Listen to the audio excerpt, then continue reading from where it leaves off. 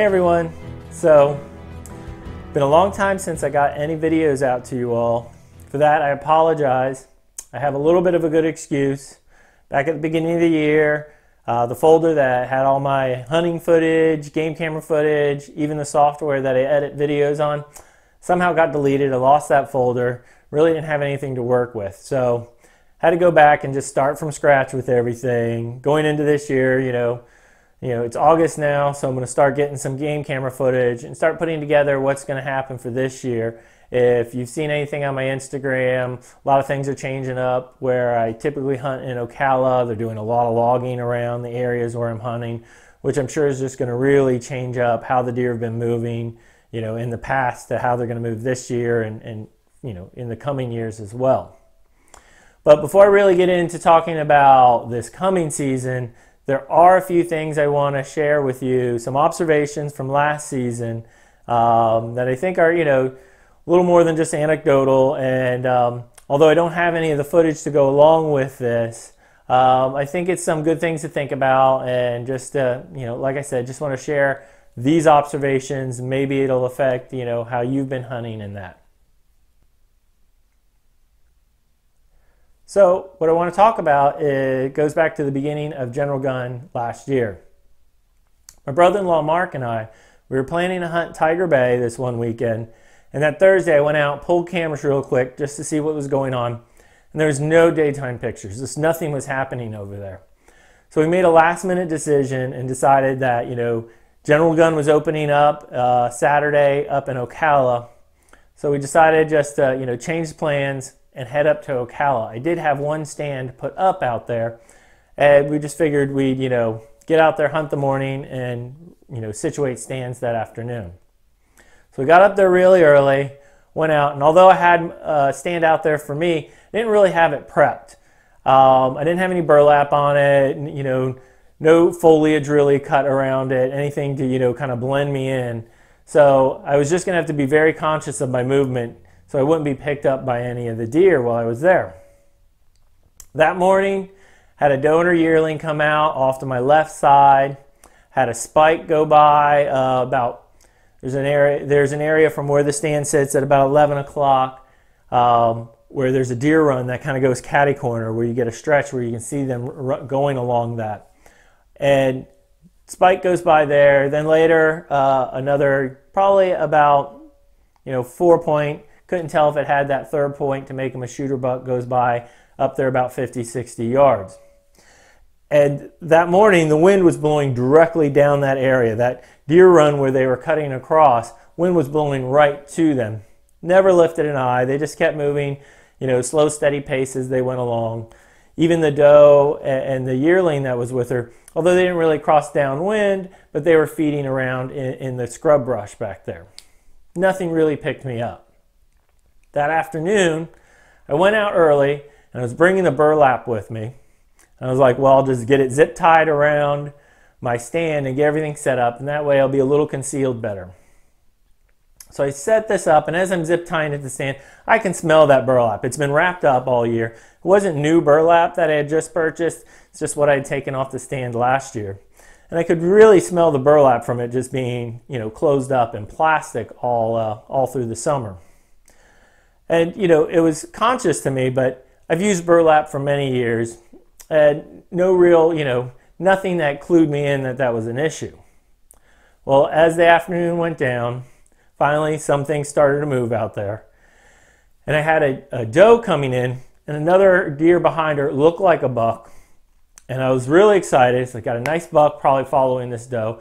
Didn't really get a chance to look at his rack, because just as they came out, right in that downwind area again, and once again the wind is still blowing right in that long spot, as that doe crosses just downwind of me, like instantly she stops, she picks her heads up and stares directly at me. Now initially I'm thinking, well, the sun's setting down in front of me towards the west, and it's like, you know, reflection off my glasses. I always have my hat pulled down, especially when there's a deer. I look down to the ground to protect any, you know, glare, any reflection off my glasses. I'm very conscious of that because I think that's happened, you know, before in years past.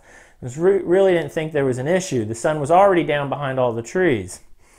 And as I'm watching her, She begins to just lift her head straight up in the air. You see the whole white underside of her chin, her neck, her ears, all of that. You could just easily tell. She's just lifting her head, smelling the air, and then looking right back at me. And she'd lift her head, just, raising her nose up in the air, then looking right back at me. And then right away I was like, I got this burlap. I smelled the burlap. These deer have a stronger nose than me. It's like, it's got to be the burlap. I had deer walking by that same area, same wind, and nothing. And now that I got this burlap out, she's triggered. And so for probably about 15, 20 minutes, this doe just hung out there. The buck that was following her never really came out of the scrub brush enough for me to, take notice, see what kind of antlers it had on it. But I really wasn't going to have a chance to do much. I was still more worried about this doe that was just eyeing me the whole time. She might move 10 feet to the right, then she'd lift, smell, look at, again, directly at me. She'd move back to the left, stop, smelling that air, looking again directly right at me. Every now and then stomping a foot a little bit, and just stuck there, and just thinking like she smells something. She's acting as though she's smelling. Usually if they see you, they do the head bob and they're looking in that, but she is just lifting her nose in the air and smelling. Finally, she goes off. Her and the buck just kind of go back into the scrub. When she gets back completely out of sight, then she decides to blow a couple times. They didn't run off, but she blew, and then you could hear them kind of moving off in the brush. So with that, I was just like, taking this burlap down. And I went through, cut all the zip ties back off, took the burlap down, hiked out of there for the evening. Now I'm like, well, we're going to see what tomorrow brings. Go out, hunt the same spot. So I go out, I'm hunting the same spot. Wind is doing the same exact thing, blowing right down that opening, right through there. Before sun even comes up, I get some movement, I hear some stuff, and I could make out the silhouette. A deer comes, goes 20 yards in front of my stand, curves around, doesn't really, I didn't notice it lift its head, never stopped moving, never flinched, anything, just cruised on by. Later, as the sun comes up, right down this path, I had this, it was close to the shooter, 4-point buck that came out, and instead of crossing the lane that they were doing before, it cut through and went 20, 25 yards right in front of my stand and went off to my right there. Never lifted his head, never picked up anything from that. Later on, another deer did the same thing, kind of followed right in his footpath, never lifting his head again. So, there's confirmation bias, but here, I put the burlap up. This doe is just sent, acting as if it's smelling it. It's doing, some strange things. It's clued in on something. Take it down, hunting the same spot, same wind, and these deer are walking by me again, not lifting a head, not batting an ear at me or anything. I hunted the next morning, still same thing, no real, recognition from the 1 or 2 deer that might have came by me from then. It's been so long, kind of forget how many deer came by me after that. But just from those 3 hunts there, I was clued in that the one thing that changed from any of that was just having the burlap out there the one day. Changed nothing else with that. Now, as I mentioned, I've been using burlap for years and have never seen this reaction, never had this happen before. So, I kind of theorized 2 possibilities from this. First one is that lots of people are using burlap. It's very common out there. And maybe the deer are beginning to associate the smell, which maybe wasn't alerting them before, but now that they've had the smell, they've been bumped, spooked, by other hunters with that smell in the area. Now they're associating it with danger, or it's something that alerts them, where previously it didn't, right? It's just a learned behavior of you associate that smell with the things that go on around it, which would be us hunters in that. So I think that's one possibility, but I also think back on all my, all the years that I've been hunting, I do a lot of, things with game cameras, and maybe it's possible, right? There's been times where I'm like, the deer are moving right here, right here. I go out there, I set my stand up, and things just seem to have changed, right? And although, I may only hunt the weekends. I'm not hitting a lot of pressure on that spot. Once you get your stand out there and you leave it out there and it's got the burlap, if this burlap scent is causing some concern, some alarm for the deer, it's out there 7 days a week, even in the night. And maybe this is something that's kind of just jostling their patterns, right? Getting them to start moving a little way around, going out of their way just to stop going right by that spot. Those of you who've been following me, I really hunt some really thick areas. Usually you're not seeing more than 40, 50 yards where I hunt. So it doesn't take much for them just to, change their patterns off by that 20, 30 yards, and all of a sudden they're never walking in front, never in view of me. So I wanted to share that with you all. This year, I'm not going to use any burlap. I'm going to go back to doing natural camouflage, just using palmetto bushes, things, that break up your pattern a lot.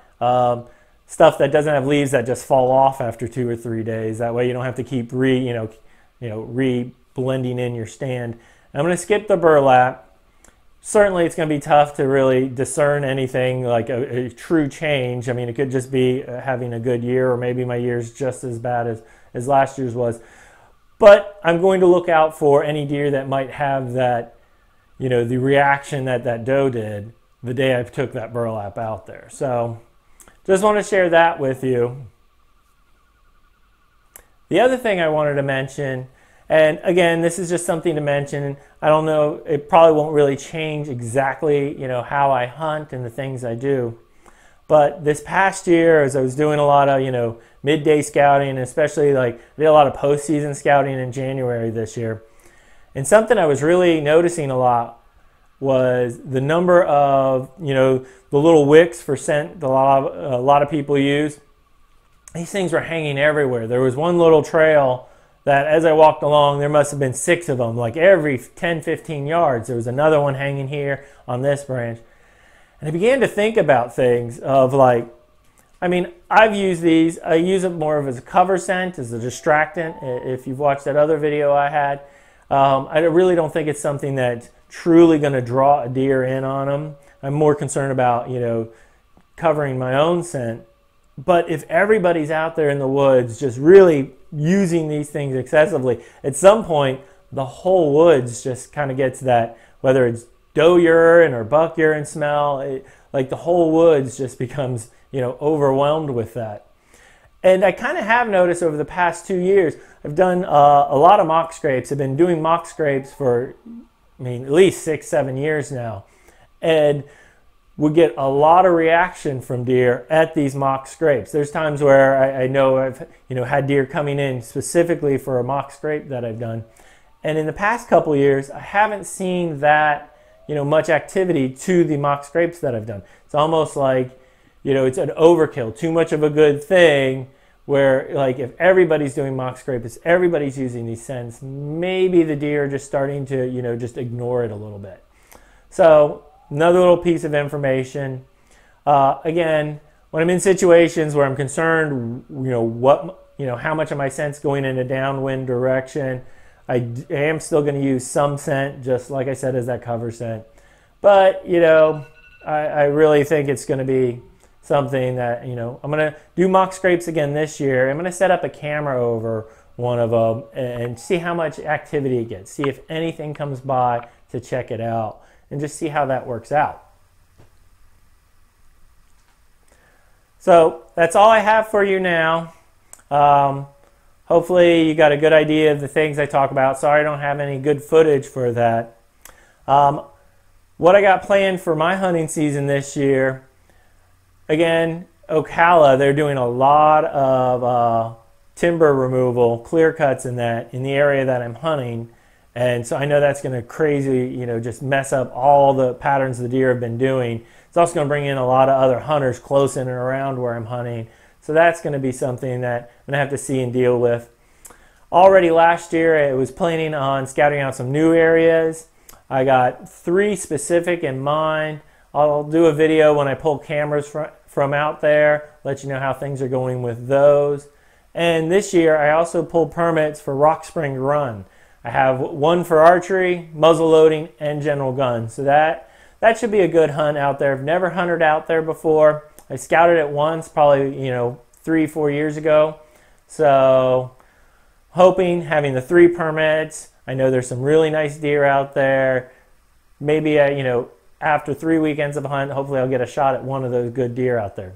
All right, till next time, good luck.